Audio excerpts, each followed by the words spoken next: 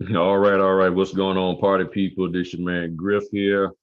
Doing, I guess you could say, a midday, early afternoon, couple of hours before evening video. Um, Wanted to thank everybody for the comments on the first one that I did earlier this day about the bad printing practices.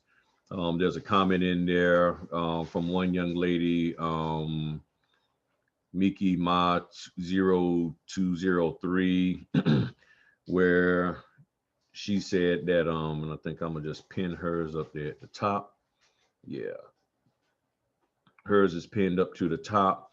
And basically she was saying she had went to a signing where the documents was printed on both sides. um the other thing I wanted to talk to y'all about is we really gotta eliminate trying to tear each other down over simple questions being asked. There was a Facebook post that I saw, and I'm pretty sure many of you saw it, and somebody had sent it my way, and I had saw it this morning before I went to my 10 o'clock closing, where a young lady was asking for help concerning the fact that the notarial area did not have it just anything. It just had four lines, just had four lines, had a notarial statement, and then four lines, and it didn't even look like the typical notarial area. And I've seen that a few times in the years that I've been doing this. And she asked a question about what to do, and she had a small other error in there. And the bottom line was she could have did, and she could have just put an attachment to it, another acknowledgement to it, and not use what was there. The problem is that a lot of people went in on her, and telling her, well, you need to take training, this, that, and the other. To be honest, a lot of people have taken training, but because of the training that they've taken has been inadequate, has been more marketing based, more run and still, the signing companies title clients based, um, call the signing companies over and over again and make them give you an order base, because it's been like that and not notarial base.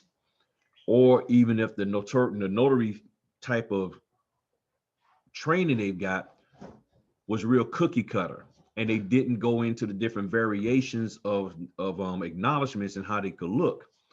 You get into the heat of the moment and you're under pressure, you can have a brain freeze. You can be like, okay, I don't know what to do with this. What should I do? And we can all go through that. But of course, there's some of you out there who are just so polished and refined, bougie, that doesn't happen to y'all. That you never freeze up, you never not know what to do when it comes to notarial acknowledgments or jurats. But for the rest of us, we get stuck sometimes. And that's all that happened to this young lady. So when I got out of my signing, I found out, I was reminded about it. I gave her a call. I found her number, gave her a call, and had a talk with her. She's fine. Um, and I told her, I said, if you get stuck like that again, just give me a call. Don't worry about getting on Facebook, because Facebook ain't gonna give you the answers without the criticism. Okay, note what I said. Facebook's not gonna give you the answers without the criticism. If Facebook could give you the answers without the criticism, fine, because I think there's some solid notaries out there that know what's going on. And overall, she said she did get some good answers, some good responses, but then all of a sudden it just turned into a very negative way. And this is why I can be a little aggressive when people come at me, because I'm like, if you could come at me with my, I guess, small amount of experience, then that means you'll come at these other people who are new and that don't have as much experience. If you can put me down, what in the world would you do to them? And that's what been going on out here. So she's fine. Look, we got to help each other, period. Okay. That's all I'm going to say about that subject. Okay. Because y'all know how I am. I could really go somewhere else with it, and I'm not. Now, I was also seeing a comment. And I'm gonna talk about it because the person asked me um, to talk about the fact that, if I can find it, let me see here. Let me go back and let me just pull up because I think I responded. Yeah, there it is. Yeah, talked about the fact that about notaries not calling a title company, about not calling it. Okay, got it. Yeah. And I think I mentioned this before, but I'm gonna talk about it in this here. If you're a new notary and you're just getting started, and I know some of y'all have been trained to call title companies directly and ask slash demand that they make you a preferred notary, and you haven't even completed a signing yet. That's what's going on. You're bugging them and asking them, well, yeah, make me a preferred notary. Earn it. That's the let it sink in moment. Earn it, okay? Earn the right to be called a preferred notary. If you are unwilling to do what it takes to earn the right for a company to decide upon them for themselves whether to make you a preferred notary, maybe you don't need to be in this business. Sinking in again, huh?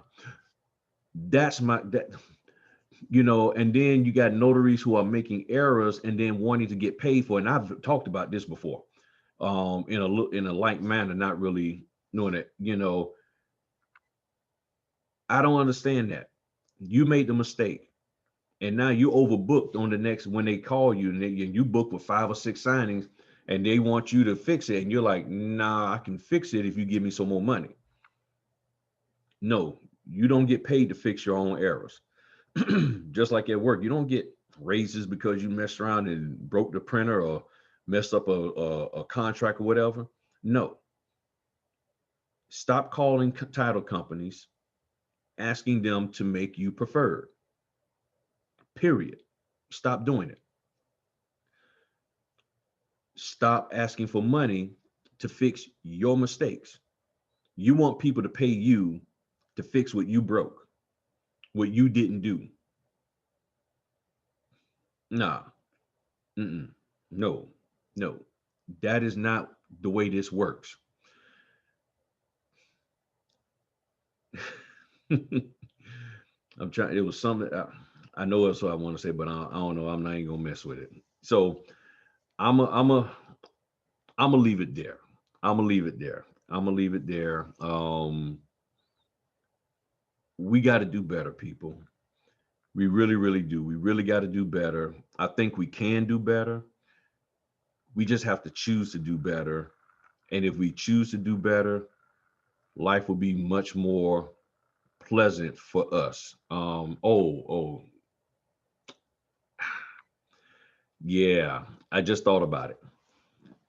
There's a couple of companies now, and I know one in particular, and I mentioned them while I talked about what they was doing, and they was talking about the scan backs where they only ask for 3 images to be scanned back from the table. Click, click, click, upload it to the portal, and people talking about give me $75 for that.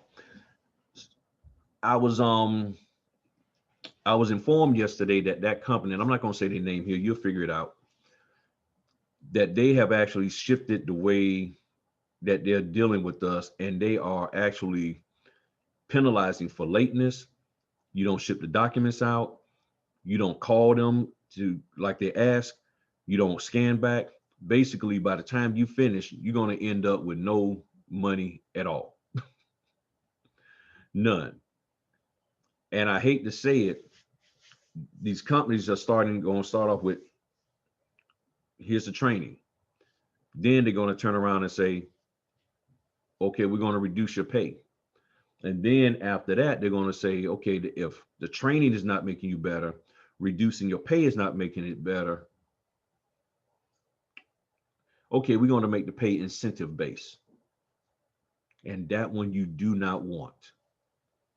What do I mean by incentive based? We're going to pay you $65, and everything that you do right according to what we asked you to do, you'll get extra. You do not want that. The fellas out there know what I'm talking about, the incentive-based contracts that they have in sports. You get a base salary of basically nothing. And then at the end of the season, if you do good enough, you'll get these bonuses. That is not how you want to do. It's almost like being commission based, and you do not want that. I'm telling you, you don't want that. How do you avoid that? Get these errors out of your repertoire of loan closings and start doing things better. You don't want commission based. You do not want them to do it incentive based, where they're saying, okay, once you do these signings, and if your error rate is at this is 1 to 3%, we'll pay you this bonus. If it's more than 3%, you ain't getting jack. You get what you got. Another thing, and I know people not probably gonna like me talking about this publicly, but this thing of sitting on your butts waiting for $100 signings. And a lot of people have asked me about would I become a signing company. And I'm gonna tell you straight up, if I was a signing company, here's how I would deal with that. And if it happens, I guess I'm to blame for it. But we did it to ourselves, or they did it to us. If I know that people talking about they don't want to get up off the seat to go do a signing unless it's $100 or more, to fix that, no signings will be over $100. Now every signing is under $100. You have no choice but to take these signings because there is no option for $100. You can't sit back and wait for me to send you or anybody else, because now my max fee is 95. Their max fee is 95. Everybody's max fee is 95 or $99 or $90 or 85 or 75. And the fee that's getting put out is everybody's getting paid under 100. Now, what are you going to do? Are you going to do those signings now? You can't sit back and wait for the big payday. You got to take what you can get. Got to get our act together. I know this isn't stuff that y'all don't want to hear. I know you don't like this. And it's like, man, you scaring me, man. This comes from that poor training, and all of this here market-based training about get the money, get the money, get the money, flashing checks. I'm this rich, I'm that rich, I got this. Hey, you need to be my mentee. Let me mentor you and pay me $250, and I got you, pay me $175 and I got you, all that kind of stuff. Yeah, I said 175 and $250. Mm-hmm. That's how we talk down south, 50. We don't say 15, 50. So that kind of stuff has made people desperate for higher pays because they spending all this money on Earl over here and his bad training, and now they need to get that money back. So I don't want to see incentive-based pay. I don't want to see people sit here and say, well, I'm not going to do any $100 orders because I can't get people to take the $85. Let me share this with you. If there's 250 orders per month in your area that are coming out that are under $100 and nobody does them, imagine how much that backs up the mortgage industry. That is millions of dollars, millions of dollars. I'm gonna do a quick calculation. I didn't mean this video to go this long, but it is. So 250,000 times 250. That's $62 million. $62 million of mortgage money not being used because notaries won't close the deal because I don't want to get off of my couch unless it's $100. Sink in moment. $62 million. And I did that was 250,000 times 250. meaning the 250 orders closing. That's a lot. That is a lot of money just sitting out there, not getting released. And then you got to take into account sometimes people are refinancing to get cash out so that they can take care of family, medical, whatever. And you're like, I'm not doing it because you want to, it's not $100. Well, how far is it from you? Well, it's only 10 minutes from me, but I want $100. And all of that gets backed up. Loans don't get done. That's the seriousness of this, people. We can't do every single order, and I don't always do the $85, the $50, the 75, but I do know there's enough notaries in my area that does actually get them and pick them up and do them. So the orders are getting done. A lot of times now I'm already booked, so I can't do them. But like I said, my thing is if it's in my zip code and I can get to it, I'm gonna do it. Even though it might be 75 or even 50 or 25, if it's in my area and I'm free, I'll go ahead and do it because I understand by me doing this, it's keeping money flowing, it's keeping the economy going, and it's also making mobile notaries more valuable and more appreciated. Because if they turn around and say, okay, well, we can't rely on these mobile notaries, we got to find a title office. Let's find a title office. And then the only way you can get work is if you're working W-2 for a title company, sitting in their office for 8 hours a day, waiting to sign and stamp.